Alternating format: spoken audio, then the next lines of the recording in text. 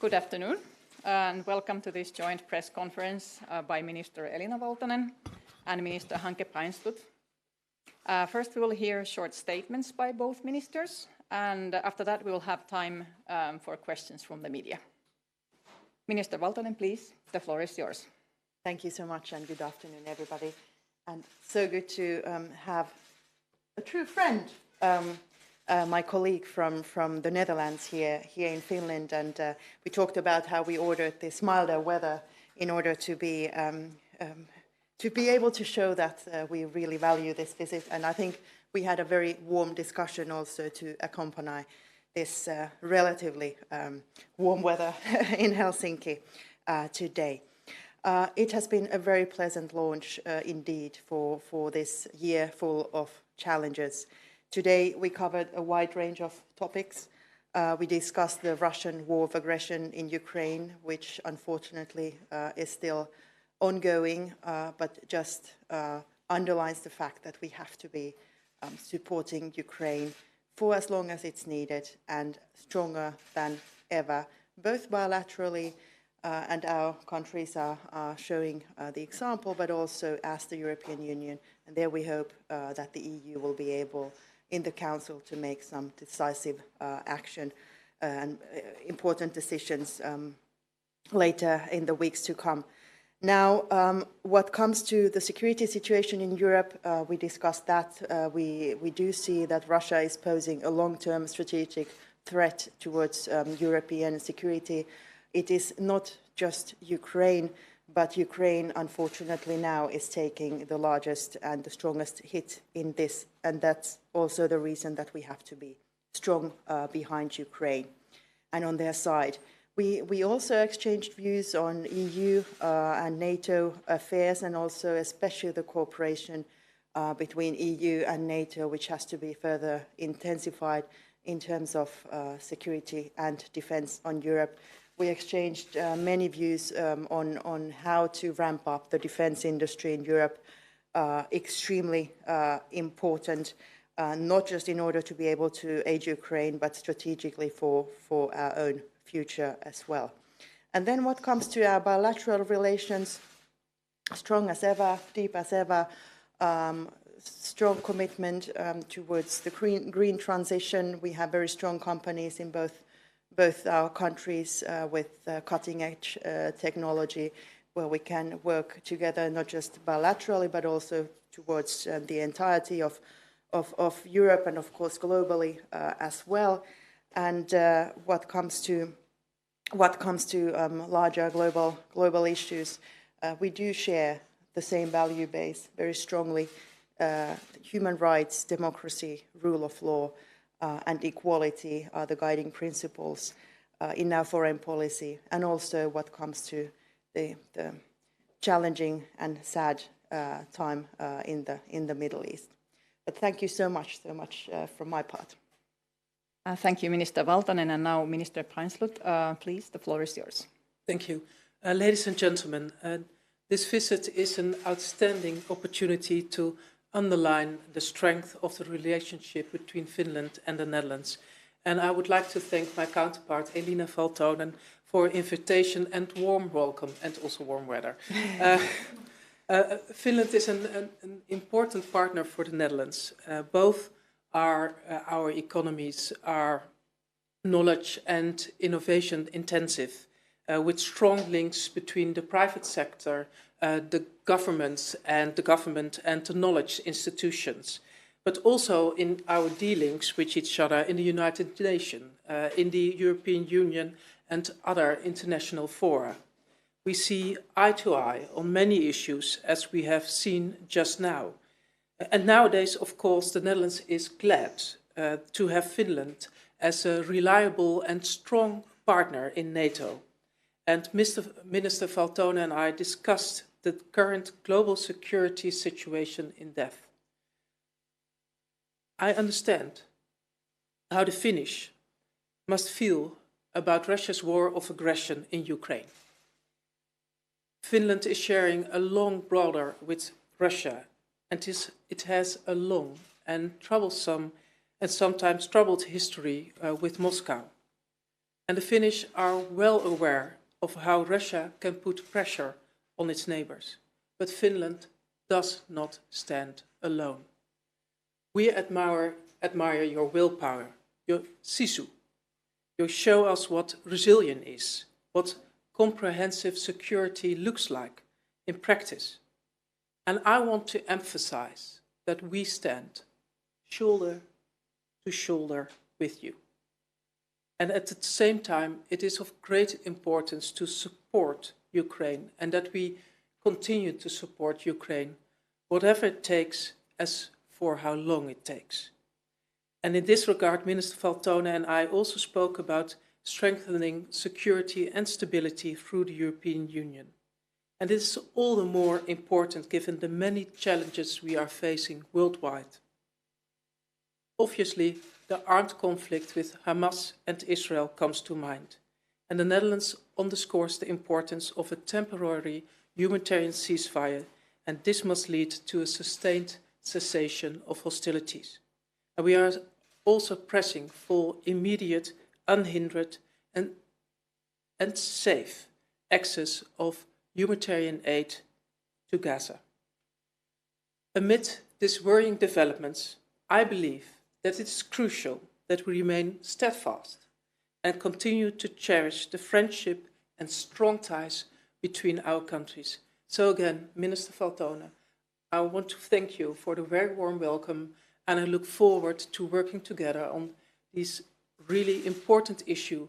And I'm grateful that we have those strong ties and that we are now together in NATO, and that's a really important step. Thank you.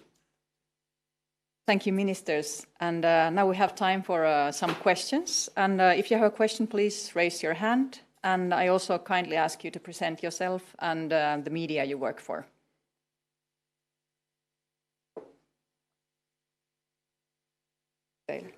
Yeah. Present the question. I understood we're having two press conferences, whereas mine regards the second one. Okay, yours is regarding the second yes, one. Okay. So. Okay, thank you. Jan Helpsu, MTV3 News Helsinki. Regarding the Finland's foreign minister's employees' letter on this Finland's official Gaza policy and values, there have been similar letters in your country, Netherlands. What kind of reactions and debate they have evoked in your country? Thank you. First of all, you see in the Dutch society that the conflict in Israel and Hamas is touching everybody. Everybody is feeling the grief, has the concerns about the huge amount of innocent civilian victims. And of course, that's also something what reflects with the people working for the government. And in the Netherlands, you have a freedom of expression. And at the same time, we see that the people working for the government are very loyal and are very much involved. So when getting these letters, we have had broad discussions between ministry, but also other departments about the conflict. And it's good to have an open dialogue and to speak about it because it's touching everybody in society. So that's the steps we have taken. You had a question? Anne Kauronen for Reuters News. My question is about security that you discussed today, mainly for Minister Valtonen. President Niinistö said today that he had a constructive dialogue with the Chinese President Xi about the Baltic Sea gas pipeline damage investigation. What can you tell us about the practical cooperation with the Chinese authorities? How is that progressing? Is it progressing at all? Have the Finnish and Estonian investigators been allowed to visit this ship in China? Thank you. Thank you for this question. Well, indeed, the investigations started already before Christmas in China when the vessel had arrived back there in the harbour, and to the extent that what comes to commenting to the details, I will have to leave this to our officials in the National Bureau investigation of Finland who are on the issue. But as soon as there's something to report, we will do it. They will do it primarily because they are responsible for the investigation. And what comes to the political level, there has been assurances from China that they will cooperate on the investigation. And I'm so glad to hear that President Xi has also assured that to President Niinistö today. Please. Viivi Salminen from Finnish News Agency. The following question is both of you. So how do you see it? Why civil servants have sent these kind of letters? Why? Well, let me start off. Well, first of all, I could just commend what Hanke, my colleague, said on the, first of all, the severity of this issue, how this raises thoughts in each and every individual in our society, and plus also the freedom of expression, which is our core value, and which is also within the ministry. In our case, the letter was sent to me directly, not to the press. Now it came out to the press. Of course, all letters come out to the press, and why not? Now we have a more open discussion even, and that's to the benefit of everybody, I'm sure. But on these issues where you really see people suffering, and even though it's far away, you can so relate to the situation. And everybody, I mean, I so know I'm not the only one in this country or in Europe, even though we are not directly involved in the Middle East, who has spent nights, evenings, thinking how we could possibly end the violence and come to a situation where the negotiation on the two-state solution could be restarted. We've discussed it in the Foreign Affairs Committee for hours, so many times. We've discussed it bilaterally among our colleagues in the European Union. We have discussed it with our colleagues in the Middle East directly, with Israel, with the Palestinian Authority, with the Arab countries. And we have tried so hard. And it is not just the voting in the UN, it is all the work which goes into those decisions also that are made in the UN, but it reflects so much of the work that is being done constantly. And I'm so grateful for the work in the Foreign Ministry of Finland, the dedication of our colleagues, especially those departments who are working on these extremely hard issues, night and day.